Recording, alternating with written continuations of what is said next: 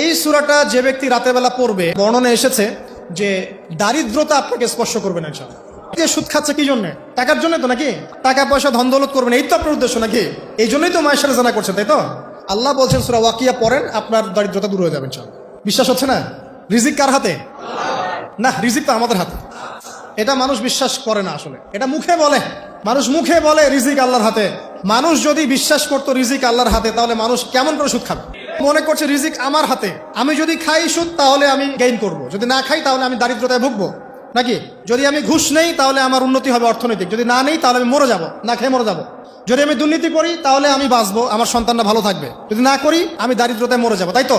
এই কনসেপ্ট ছাড়া কেউ এগুলা কাজ এমনি করতে পারে নাকি? নিঃসন্দেহে আমরা মনে করি যে রিজিকের মালিক আমরা, আল্লাহ নয়। শুধু মুখের মধ্যে বলি যে রিজিকের মালিক আল্লাহ। রিজিকের মালিক যদি আল্লাহ হতো তাহলে আমি হালাল পথে থাকতাম এবং তাওয়াক্কুল করতাম যে আল্লাহ আমাকে যা রিজিক দিয়েছেন তা তো আসবেই, আসবে না? আসবেই।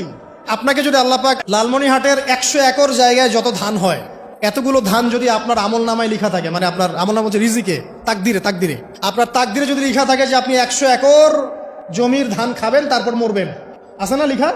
আচ্ছা, একটা দানা কম বেশি হবে? আপনি যদি আল্লাহর প্রতি তাওয়াক্কুলই করেন তাহলে আপনি হালাল পথে থাকবেন, বিশ্বাস করবেন যে আল্লাহ পাক যেটা লিখে রাখছে আমার তাকদিরে রিজিক, এর একটা দানা রেখেও আমি পৃথিবী থেকে যাব না, সিম্পল। তখন আপনার অন্য পথে যাওয়ার কোনো কারণ নাই।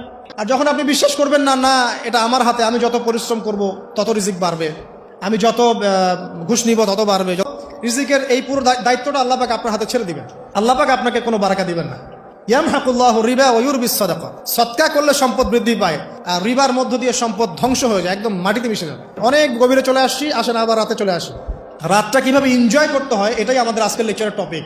মানে আমরা কিন্তু জীবনটাকে অনেক বোর মনে করছি না? এই যে ব্যবসা বাণিজ্য, চাকরি বাকরি, বিবি বাচ্চা, পরিবার, অনেক অনেক যন্ত্রণা নাকি, অনেক সমস্যাই না? কিন্তু আল্লাহ পাক ইসলাম দিয়েছেন কিন্তু জীবনটা উপভোগ করার জন্য। কি জন্যে?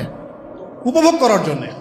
আমরা আগে ভাবতাম আল্লাহ পাক ইসলাম আসলে কি জন্য দিলেন মানব জাতির? উত্তর হচ্ছে 3টা। 1, ইহকালীন সাফল্য, 1।